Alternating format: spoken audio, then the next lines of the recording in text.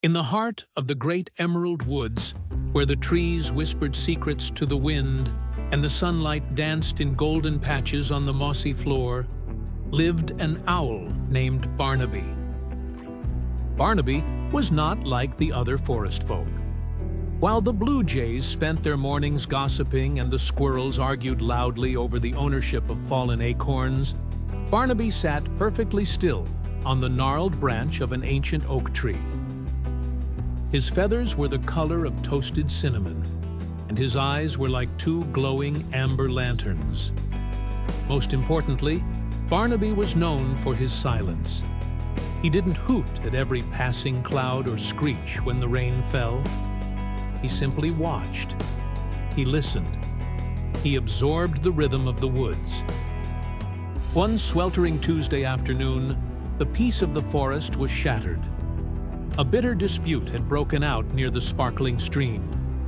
A group of thirsty deer, led by a proud buck named Dash, had claimed the best drinking spot. On the other side, a family of hard-working beavers, led by a grumpy fellow named Bramble, had started building a new dam that blocked the deer's path. The noise was deafening.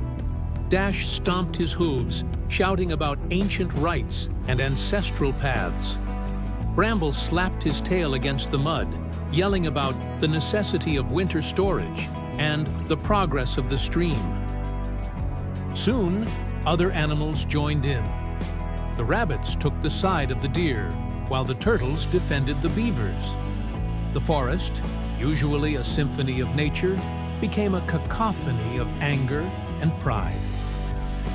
Unable to find a solution, the animals decided to seek out the one creature they all respected, even if they didn't quite understand him, the wise old owl. They marched to the ancient oak tree. "Barnaby!" Dash shouted, his chest heaving. "Tell this stubborn beaver that he cannot block our path." "Barnaby!" Bramble countered, his whiskers twitching. "Tell this arrogant deer that the stream belongs to those who work it." The animals stood in a circle, looking up. They expected a long lecture. They expected Barnaby to take a side or perhaps offer a complicated legal ruling on forest water rights. But Barnaby did nothing. He didn't even blink. He sat in total heavy silence. A minute passed, then two. The animals began to feel uncomfortable. The shouting stopped. The only sound was the soft rustle of leaves. In that silence, the animals were forced to look at one another. Dash looked at Bramble's tired, muddy paws and realized how hard the beaver worked to protect his family. Bramble looked at the thin, thirsty fawns standing behind Dash and felt a pang of guilt. The silence acted like a mirror.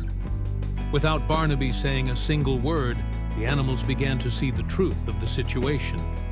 They realized that their anger was louder than their logic. Finally, after what felt like an hour, Barnaby slowly turned his head. He looked at the stream, then at the dam, and then at the wide, open meadow just 20 yards away. He lifted one wing and pointed silently to a spot where the stream branched naturally into a shallow pool, a place with plenty of water for the deer and plenty of space for a dam that wouldn't block anyone. The animals looked where he pointed. It was so simple. The solution had been there all along, but they had been too busy shouting to see it. "Oh," Dash whispered, his head dropping in shame. "I didn't even notice that pool." "I could build the dam there," Bramble muttered, his voice softening. "It would actually be easier because the ground is firmer." The tension evaporated. The animals didn't need a speech. They needed the space to think. They thanked Barnaby, who merely gave a slow, gentle nod before closing his amber eyes. As the sun began to set, painting the sky in shades of violet and orange, the forest returned to its peaceful hum. The deer drank their fill, and the beavers worked in harmony with the water. They had learned a lesson they would never forget, that words are like the wind, plentiful and often hollow. But silence is like the earth, solid, deep, and full of the answers we miss when we are too busy making noise. Barnaby remained on his branch, a quiet guardian of the woods, proving that sometimes the most powerful thing you can say is nothing at all.